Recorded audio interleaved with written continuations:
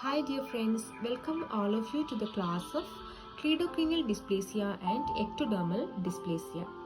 First we will see the Cleidocranial dysplasia.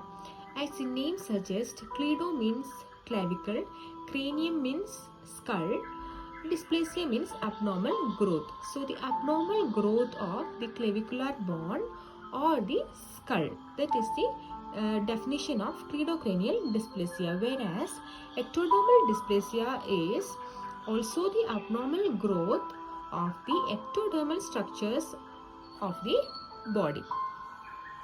So you know which all are the ectodermal structures of our body. They are the hair, skin, nails, sweat gland, salivary gland, teeth. They all are the ectodermal structures. So these area got affected. First we will see the cleidocranial dysplasia. When it affects the skull and face, it looks like a wide, flat or protruding forehead. Their forehead would be wide, flat or protruded type. They may not be having that sharp features, and non-closing or delayed closure of frontal, then low, wide nasal bridge, and small midface and lower jaw, high arched hard palate or cleft palate, and small or absent sinus ear problems. These all are the problems which the cleidocranial dysplasia patients face.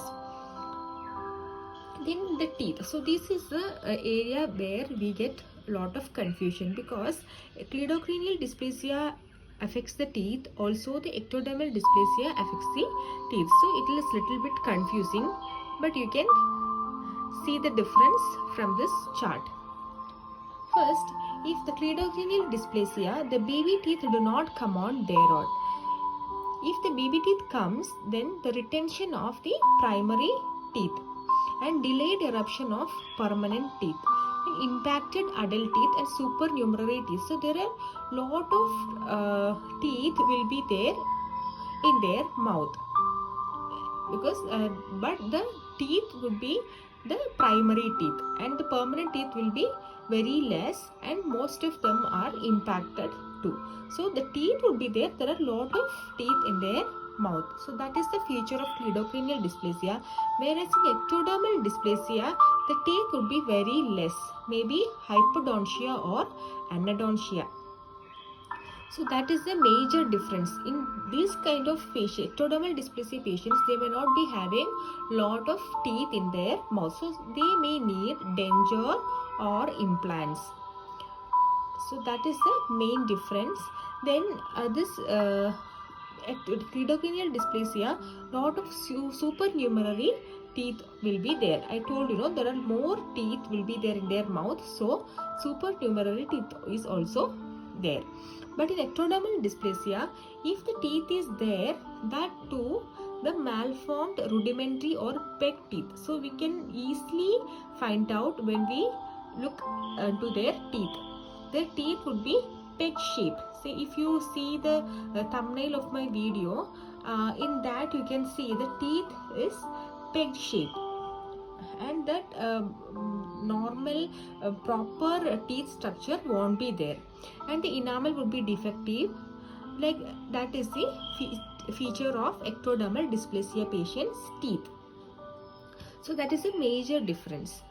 Then if you see the cleidocranial dysplasia patients, they may be having short stature, incomplete or missing clavicle. As we mentioned now, cleido means clavicle, so it affects the clavicular bone.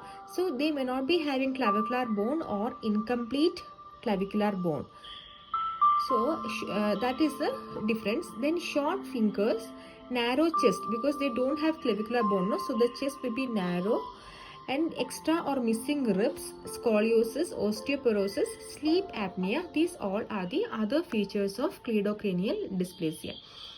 Whereas the ectodermal dysplasia, which affects more areas like hair. Hair would be thin, sparse, very light color. And the skin will be lightly pigmented and prone to rashes or infection.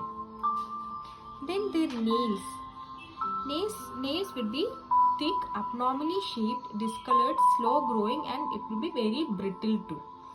Then sweat glands, they cannot perspire, so body cannot regulate temperature properly. Then the other features are frontal bossing, longer or more pronounced chins, broader nose, that also will be there for the cleidocranial dysplasia patients.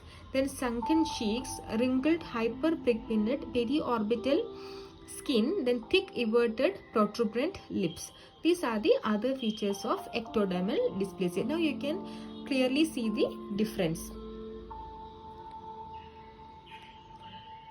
So this is all about cleidocranial dysplasia and ectodermal dysplasia. So this is all about this. Only this much of information is enough for AFK. That's why I am mentioning main difference between these two. If you want to elaborate a class, you can mention me in the comment box. Then I am going to discuss some of the question and answers related to this topic which was asked in the AFK released question bank. So the first question is, a 17-year-old male patient exhibits delayed eruption of permanent teeth. Radiographs shows that multiple impacted permanent teeth. And patient's head size is large with prominent facial features and slightly constricted facial features. What is the diagnosis? You know, just now only we discussed this is the classic feature of cleidocranial dysplasia. And osteoporosis is not the answer because this occurs in adult patients. And osteitis deformans also comes after 45 years. Then Gardner syndrome is not the answer because that is supernumerary teeth are there, impacted supernumerary teeth are there, but this is a different disease. It's a syndrome. And intestinal polyposis also can be seen. And acromegaly is not at all the case in this. So answer is cleidocranial dysplasia. Then the second one is a radiologic examination of a 10 years old child reveals retention of deciduous teeth and presence of many unerupted supernumerary teeth. So you know, many supernumerary teeth are there and retention of deciduous teeth. That is also the classic feature of cleidocranial dysplasia. And this is not the feature of ectodermal because ectodermal dysplasia, they will be having hypodontia or anodontia. So this is not the case. And dentinogenesis imperfecta is not the answer because this is a tooth developmental disorder. And congenital hypothyroidism in that delayed eruption of both the dentition. Not like this. It is like a delayed eruption of permanent and primary dentition. Then the third question that was asked in AFK is multiple supernumerary teeth are most found in. So these all are the options. So cleidocranial dysplasia, I told you before, it is not cherubism because there the early exfoliation of deciduous teeth and impaction, displacement of teeth, these all are the features of cherubism. Cretinism, that is the childhood hypothyroidism. In hypothyroidism, delayed tooth eruption. That is the feature, not like this. And in Down syndrome, congenitally missing teeth are there. So these all are the questions. These are all about cleidocranial and ectodermal dysplasia. If you have any doubt or anything, you can ask me in the comment section. Thank you.